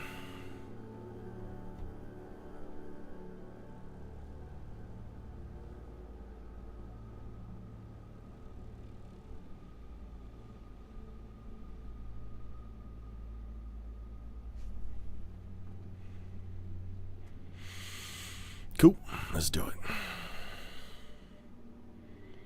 Bonnie says, good night, and thank you for a great midnight listen. So glad I was able to catch you live for the first time. Me too, man. So glad you were here. Thank you. Really love it. All right. That's Boogie. I turned around to see the three boys who tormented me every day at school. They were all holding bottles of bootleg beer, and they reeked of alcohol. I started to run again, but they caught up with me in no time. They had me surrounded now, and Don was about to throw the first punch, but he stopped when he heard somebody else coming. At first, I thought it was a very short man holding a stick, but as he started to inch closer, I realized it was a boy, probably around our age. He wore darkened glasses, and he had a bright green shirt, and he walked in an odd way, keeping his right foot on the pavement and his left foot dragging in the gravel. As he got closer, Billy shouted, "Who the hell are you?" The boy responded, but I couldn't make out what he said. Don violently shoved him and yelled for him to speak up, and that's when his glasses fell off, revealing his face. I don't think I've ever heard such guttural screams in my life. For some reason, Don, Ryan, and Billy were all yelling at the top of their lungs. They started to bolt, clamoring over each other as they tried to get away. Don tripped and fell headfirst on the pavement. His nose was bleeding now, but he still got up and ran. His nose was bleeding now, but he still got up and ran, with Billy and Ryan following behind him.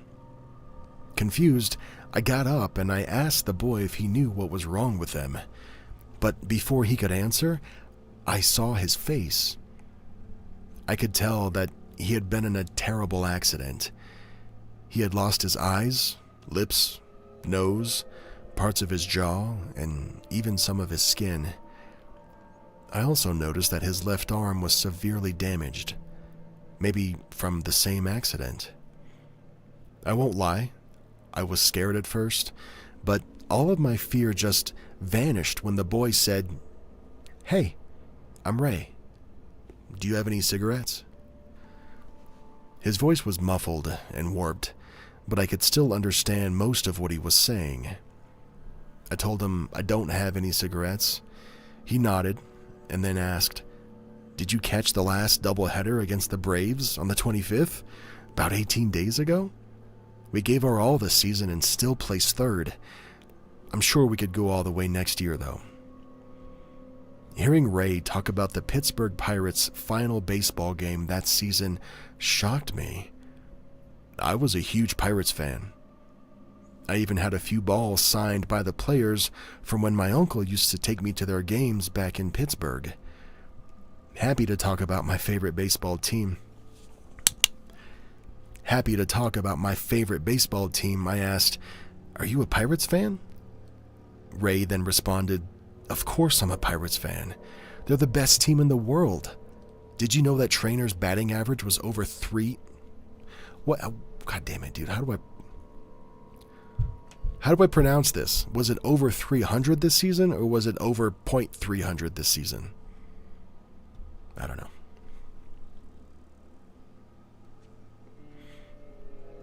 I'm going to pause there for a sec. I like spoilers and to see the pieces come together when I already know the outcome. Okay. Thank you, Debbie. Somebody says, "I thought you went to bed." Well, good night. Good night again.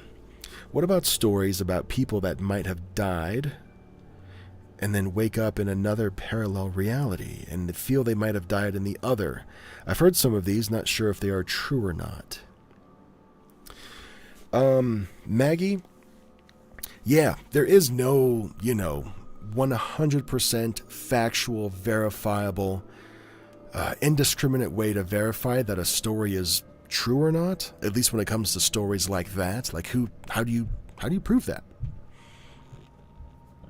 Other than just vibes, right? But most, the gist is, the rules, if you're going to post a story to the R Glitch in the Matrix subreddit, one of the rules is it's got to be true. So we go off that. We go off the honor system. But if somebody starts talking about how they turned into, Peter Pan and started flying, and then they fought Optimus Prime and so on, then it's pretty obvious. Okay, so you're either dreaming or this is all just made up. So I don't do those. But yeah, I have read several stories about people that feel like, that's called quantum immortality, by the way. If you want to look up quantum immortality, that's really what you're describing. If somebody is in a car and they're about to just head first into a semi or a brick wall or something, and they know it's game over at that point. But then a couple seconds later, they lift their head and they're still driving the same car, and there's no truck or no wall behind them anymore. It's almost like they teleported from one side of the street to the other, or to a whole nother part of town. That gives reason people to believe that they died. The timeline that they were originally in, where they saw the truck coming, for example, they died. They're gone. That world, that universe, doesn't have that person in it anymore. However, because of quantum immortality, that person was able to, probably not intentionally, surely they don't know how to do that, but it's just something that just happens sometimes, I guess. They were able to be moved to a parallel universe. This all gets really heady, and I might lose some people here, but they moved to a parallel universe where they're still driving that car, but the timeline that they're in now, the accident doesn't happen. They get to keep living. They get to feel the fear of about to run into a truck or a wall or whatever. They get to feel those emotions still, but there's no resolution. There is no impact. There's no, no death. They just kind of look up from their steering wheel and everything's fine. I've read a bunch of those. I love them. Montana. Oh, I just read that out loud for the first time. I've been calling you Mon all night, not realizing that Montana is you're funny. You're clever. I like it, dude. I appreciate your dedication and hard work very much. Oh, thank you. Thank you. Greg says, my favorite quantum immortality story is I saw the lightning bolt that killed me. Oh, hell yeah, dude. Is that on r/glitch in the Matrix?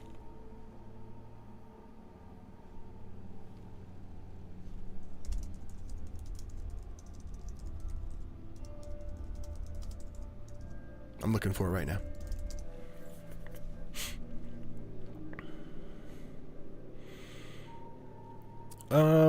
I'm not immediately finding that, Greg. If you know where to find that, can you send it to me so that I can ask that person if I can read it? Appreciate it. Anyways, Montana, thank you for the huge $9.99 little super chat there. That's amazing. Thank you. Just 300? Okay, perfect. Boom. That's why I took a break, so that somebody could answer my question. Yay, Montana, you're the best. Thank you. So you have a batting average of 300. I'm not a baseball guy, dude. I wonder about those stories too, Maggie. Hard to believe, but I'm open to that possibility simply because I've seen so many bizarre things that you wouldn't believe what would be true. Yeah, right. Okay, let me read a little bit. Did you know that Trainer's batting average was over 300 this season? As I mentioned earlier, Ray spoke in a very indistinct manner, but I could tell from the tone of his voice that he was excited to talk about the Pirates. We walked down the road for a while, and he kept sharing baseball stats about the Pirates. As he spoke, I watched how he guided himself with his stick, since he couldn't see, keeping one leg on the pavement and the other on the gravel to avoid straying too close to the main road. We talked for what seemed like hours that night, and I remember a warm feeling in my chest as Ray was the first person to talk to me outside of my parents since I arrived in Koppel. Eventually, it got really late, and Ray said that he was heading home and that I should too. I don't know how to explain it, but talking to Ray had calmed me down, and I'd forgotten most of the anger that I'd felt earlier. Before we parted ways, I told him that my name was Scott and that it was nice to meet him. Things changed a lot for me after that night. Meeting Ray was an eye-opener, as I realized there were people out there with far bigger problems than mine, yet they still persevered through it all. So, I decided, from that day on, that I was going to do the same. I didn't see Don and his gang at the school's entrance the following morning for the first time in months. I'm guessing they didn't want me to tell people what had happened the night before, so they probably found another kid to pick on. The next night, after my mother had put me to bed, I snuck out to can't read numbers. The next night, after my mother put me to bed, I snuck out to Route 351 to see if Ray was there so that we could talk more baseball. Unfortunately, my mother caught me when I came home and forbade me from leaving my room at night again. I dreamt of Ray that night, and I often wondered where he was and what he was doing. He also came to mind whenever my father talked about the Pirates. Sometimes I wondered if Ray was real, or if my bullies had beaten me so hard earlier that day that I just imagined the whole thing.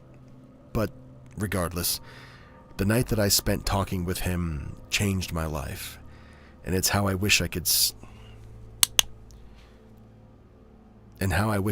him again, even if it's just for a moment, to give him the cigarette that he asked for, and my signed Paul Wayner ball. About 70 years before tales of a glowing, faceless green man who stalked Route 351 filled the streets of western Pennsylvania, there was a young boy named Ray. His full name was Raymond Theodore Robinson, and he was born on October 29th, 1910, in Beaver County, western Pennsylvania.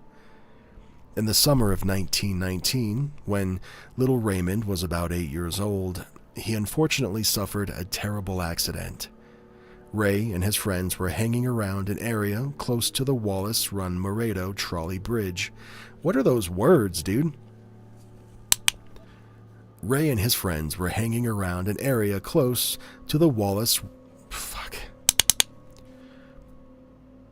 Ray and his friends were hanging around an area that was close to the Wallace Run Moreto trolley bridge, which was a popular place to hang out at the time. Raymond was then dared by one of his friends to climb up to the bridge and count the number of eggs in a bird's nest. Unbeknownst to Ray, that trolley bridge was close to a power line that carried 22,000 electrical volt. Fucking goddamn it. That trolley bridge was close to a power line that carried 22,000 volt shit. That trolley bridge was close to a power line that carried 22,000 volt electrical lines, and it immediately sent all 22,000 of them through his little body after he accidentally touched the line while pulling himself up the bridge. Things were looking grim for young Raymond, as another boy named Howard Little...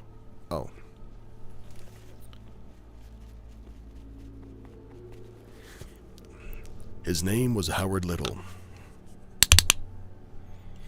2, 3, 4. Got about 4 pages left. Less than. Things were looking grim for young Raymond, as another boy named Howard Little had been fatally electrocuted about a year earlier on the very same Wallace Run trolley bridge. The doctors weren't sure that he'd make it, but to everyone's surprise, he did. However, his injuries were extreme, and he was never the same again. Raymond had lost his 2 eyes, most of his skin, his lips and nose, and parts of his jaw. His left arm had also been taken off at the elbow due to severe burns, in addition to several scars on his upper body. Doctors said that despite what had happened, Raymond was still in good spirits and humor. Things were hard for him at first when he was taken back home to Coppell,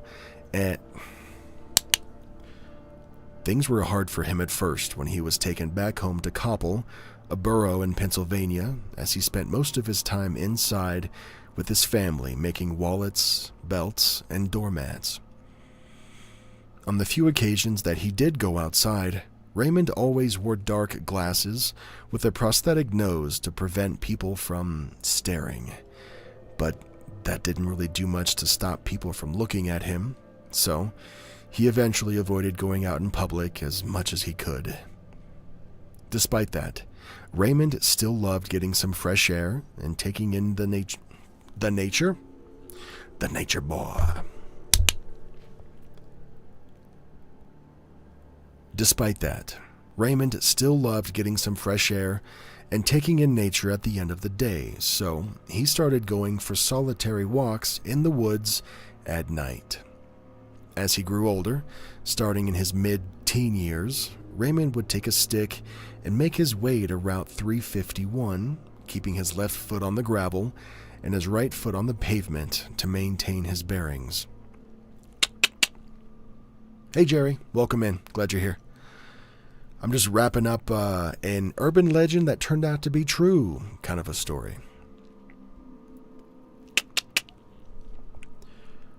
Route 351 was mostly isolated at this time of night, which allowed Raymond to walk in silence for hours. He often did wear green articles of clothing during these long walks, and thus the legend of the faceless green man was born. The sightings started small, with Raymond meeting a few people when he first started, but eventually, the news of a faceless boy walking up and down Route 351 spread like wildfire, and during his late teens, the story was everywhere. Several thrill-seeking teenagers started to drive out so they could see the now infamous Charlie No-Face.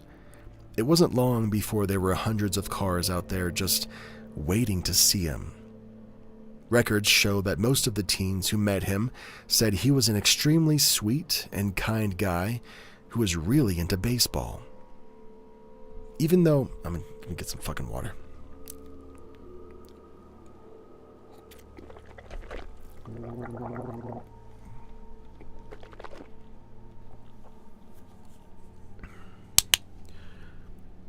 Even though he went out there to avoid the attention and the gawking, he would sometimes share a story in exchange for some cigarettes or a beer when he was older. Most of these teens even took pictures with him and often brought him beer and cigarettes. Raymond's mother, a widow named Anna Robinson, and the rest of his family started getting worried about his late-night walks, and his mother would often stay up until he returned home safely. Things also took a drastic turn as the word continued to spread as some heartless individuals sought him out and hit him with their cars.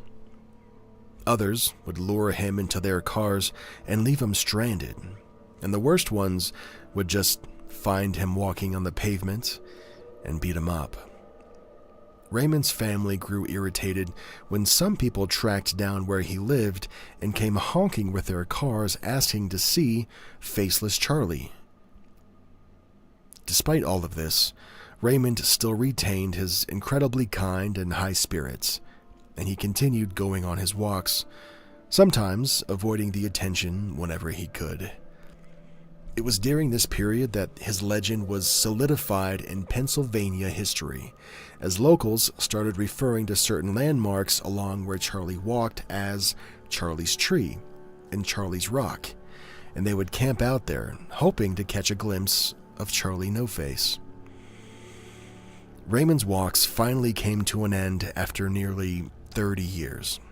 During his older years, as he ultimately moved to the Beaver County Geriatric Center, where what am I reading? Okay, hold on.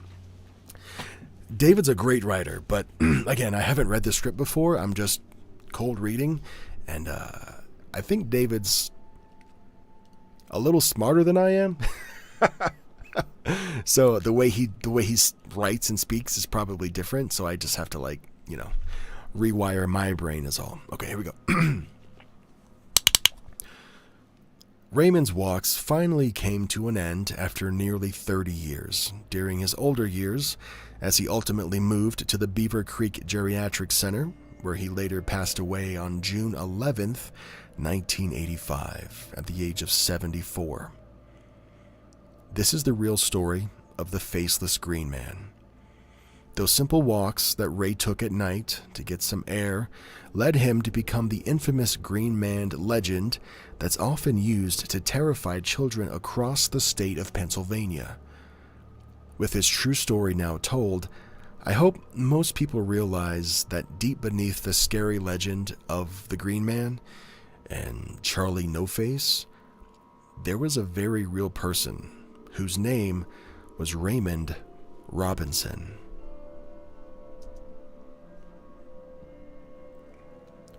Cool. Dang, dude. Well, I think after I edit that down, it might...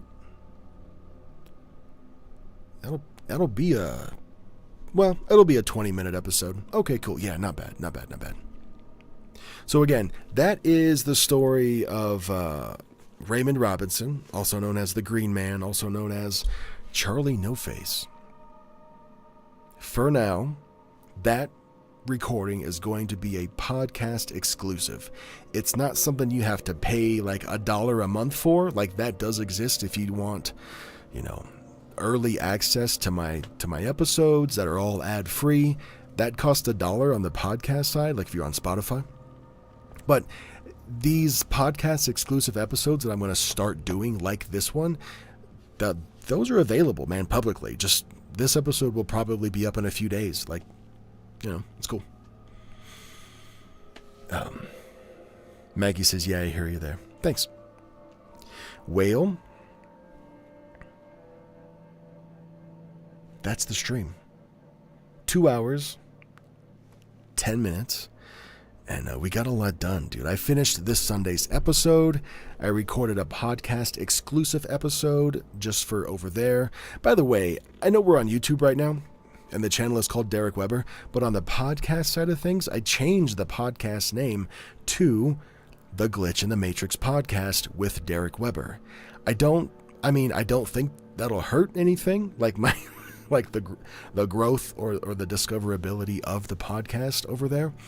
But it is an experiment. I'll leave the name as that for maybe the rest of the year, just to see if I notice any upward or downward trends. If I have reason to change the name back to simply Derek Weber, I will.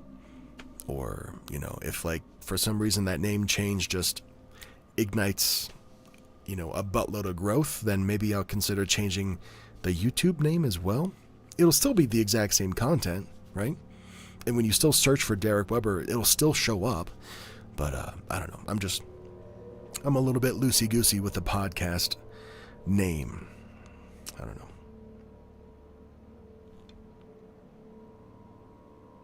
That's the jam. Everybody, I'm so glad you're all here. Thank you for, hanging out for as long as you did. Again, thank you for helping me with that, kind of figuring out that untrue crime content that we talked about earlier in the stream, that false true crime kind of idea. I'm glad you're into that. I'll let you know when that's a thing. Maggie says, my phone says I keep saying no internet, but I have internet. My box is all lit up. Well, Maggie, you are experiencing a glitch in the Matrix. You are the internet. You carry it with you. I got way too deep. Okay. Everybody, thank you. You sons of glitches. You web heads. You time slippers. Whatever we're called. Bye-bye. See you later. Adios. Bye now.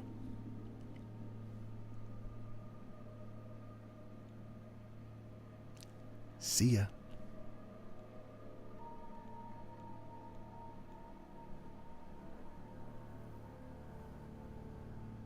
Good night.